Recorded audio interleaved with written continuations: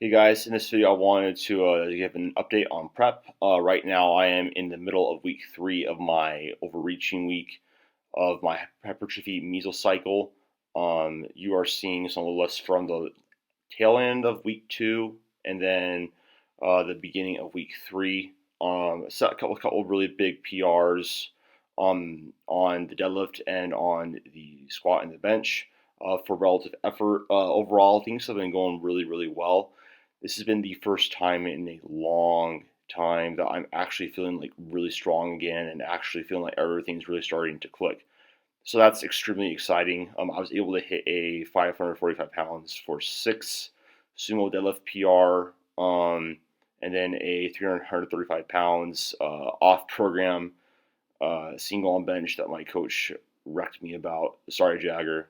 Um, and then a squat 335 for 6 at the lowest RPE that's moved at. And overall, like fixed a few things with my squat technique too, where I've widened my stance a little bit. I've pointed my toes out a little bit more. And it feels a lot more comfortable. Also been playing around with bar position, and squat's been something that just has been uncomfortable for a long time. So it's just really encouraging that it's now starting to feel better. It still feels like squat does, but you can see right here, it's moving, pretty well. The last time I hit this was like definitely an RP 9.5, and this was, decent. Um, but I wanted to talk about how to get over anxiety right before heavy lifts. And I really love this question um, because this is something that we all deal with, and having nerves and anxiety. And what I found is that the key is finding the sweet spot so that you let those nerves actually work for you and not against you. So they're actually ergogenic instead of ergolytic. In other words, they enhance your performance rather than take away. So number one is to have a plan. So have a plan for things going the way that you want them to. Let's say your warm-ups feel really good, things are going the way that you want them to.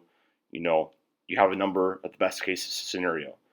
And you have also another number that, in case things are not moving the way that you want them to, for whatever reason you feel more fatigued or not as prepared, then you can also adjust it downward as appropriately, and just use auto regulation to your advantage. So then it's still a part of the plan, and you can still reframe it and have a positive experience. Second is turning negative thoughts into positive ones. I think this is something a lot of people actually subconsciously don't realize. When they are approaching a heavy lift, you should have confidence. Um, telling yourself that you can do this, that you're strong, that you're capable is really, really important. You should not step onto the platform, get underneath the barbell, etc., to attempt the lift unless you have complete confidence in your abilities to do it. Text a friend, do something, listen to a song that you really, really, really like that tells you that you can do it. Like whatever you have to do to have negative thoughts into positive ones. And work with the best. And I always say, I'm going to do my best, and I got this. That's really, really, really important. Another thing along that line is to just breathe, get into the zone and visualize success. Again, this goes back into the whole concept that you shouldn't step onto the platform, you shouldn't strap up, you shouldn't get underneath the barbell unless you know that this is something that you can do. What I personally do is I tell myself there's a reason why I loaded that weight on the bar, and that I am strong enough and I'm capable enough and I'm trained and I'm prepared and I've done everything I can to this point, and I'm going to do my best on this set and trust the basics, go back to my good technical cues, and then go from there.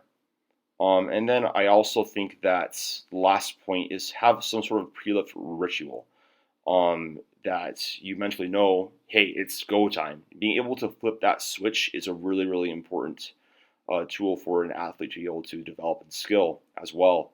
For myself, what I do, it's a little bit different for every single lift. On bench press, it's basically I get underneath the barbell a little bit more aggressively. I grip the barbell a little bit harder. I visualize success. For squat, it's I'm going to really, really hit the floor hard with my feet when I get underneath the barbell. Really dig my back into the barbell and set up assertively and be confident, no matter how heavy it might feel on my back. With deadlift, I will always kind of hit my fist against my knee, and it's kind of weird, but I'll kind of like bow down at the bar like before I go, just respecting the weight, and just telling myself I can do this. Like you, there's just little things that you can do and that you should do to get yourself in that zone and help you get in that mindset, because being able to trigger the epinephrine, that sympathetic nervous system, to a heightened state is important with overall getting that technique down and getting in that state where you can actually hit a PR. And that's what I did on this lift, and there's an all-time PR. So yeah, that's my tips on how to overcome anxiety before a big lift. But yeah, if you guys, thank you guys so much for watching the video. If you guys are interested in coaching or programs, go to addpeelerfitness.com, and I'll talk to you guys in the next one.